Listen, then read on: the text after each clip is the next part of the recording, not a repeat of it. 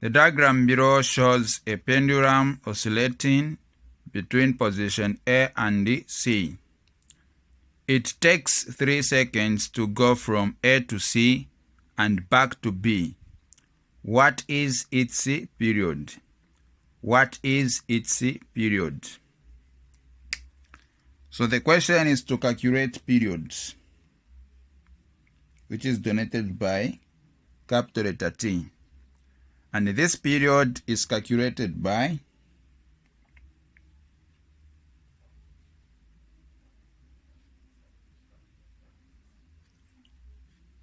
T over number of oscillations. Now, before we answer this question, there are things that we should know on a simple pendulum. Number one, we should know itself. What is a simple pendulum? So if they ask you to define a simple pendulum, this is a weight that is suspended, that swings freely, and it is used to determine frequency and period. It is used to determine frequency and period. So now, they can ask you to identify the pendulum length. The pendulum length is the distance from the ceiling up to the center of the bulb. It is the distance from the ceiling up to the center of the bulb. That's the pendulum length. Then angle of displacement. Angle of displacement, it is the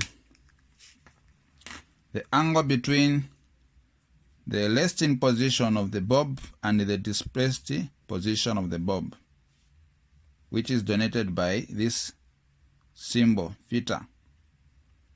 In some books, it is denoted by phi and indicated as the amplitude. So, angle of displacement is the angle from the resting position to the displaced position of the simple pendulum. Okay. Then the other thing that they can ask you is to identify what affects the period of the simple pendulum. So what affects the period of the simple pendulum is the pendulum length and the acceleration due to gravity. So when they ask you what affects the period of the simple pendulum, there are only two. The pendulum length, which is the distance from the ceiling up to the center of the bulb, and the acceleration due to gravity. Take note of that. Then how do we count the number of oscillations? How do we count the number of oscillations? So when they ask you to count the number of oscillations,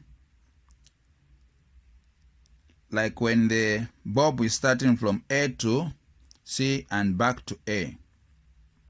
So when the bulb swings from A to C and back to A, it is one oscillation.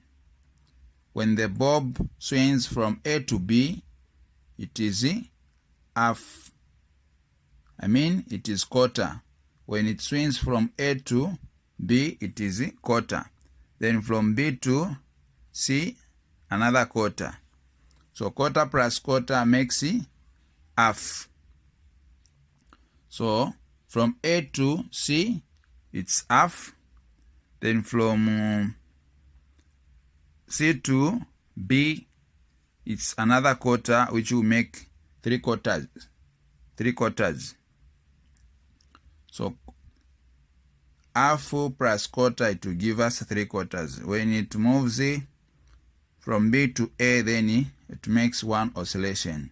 So in other words, we are saying when the bulb swings from A to C and back to A, it's one oscillation. Then when it swings from A to B, it's quarter. When it swings from A to C, it's half. When it swings from A to C and back to B, it's 3/4. That's how we count the number of oscillation. So in the formula, N represents the number of oscillation, then T represents the time taken. Then this capital letter T is for period. So now we have to define period and know what is period. So period, this is the total time taken for the simple pendulum to make one complete oscillation. This is the total time taken for the simple pendulum to make one complete oscillation. Then we have also talked about frequency, which is calculated by 1 over period.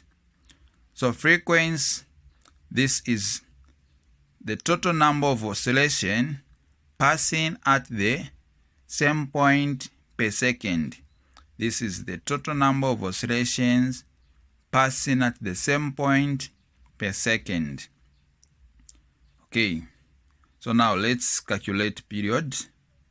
I think we have all the basics that are needed on this diagram.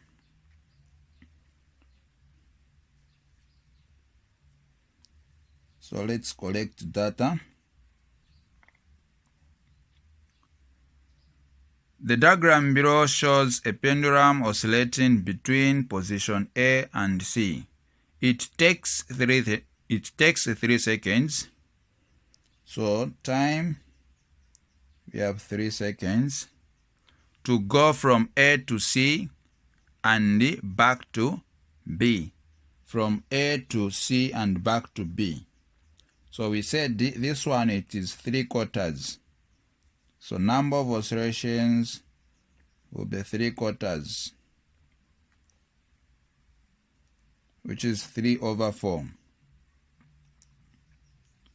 And we are looking for period. So we are going to apply the formula which is on top there. Period equal to time taken over number of oscillations.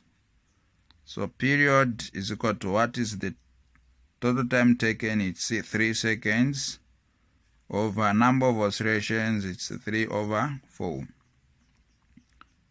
So it will be period equal to 3 divided by 3 over 4, which is 3 multiplied by. So the moment we change division into multiplication, the denominator becomes the numerator and the numerator becomes denominator. So it will be 4 over 3.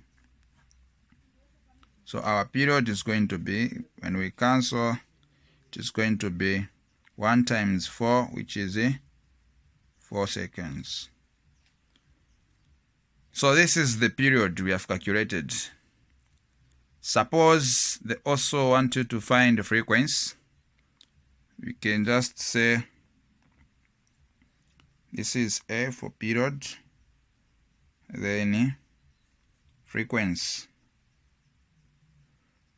Since we have period, which is equal to 4 seconds, so our frequency is going to be 1 over periods. It is 1 over 4. And frequency is measured in hertz.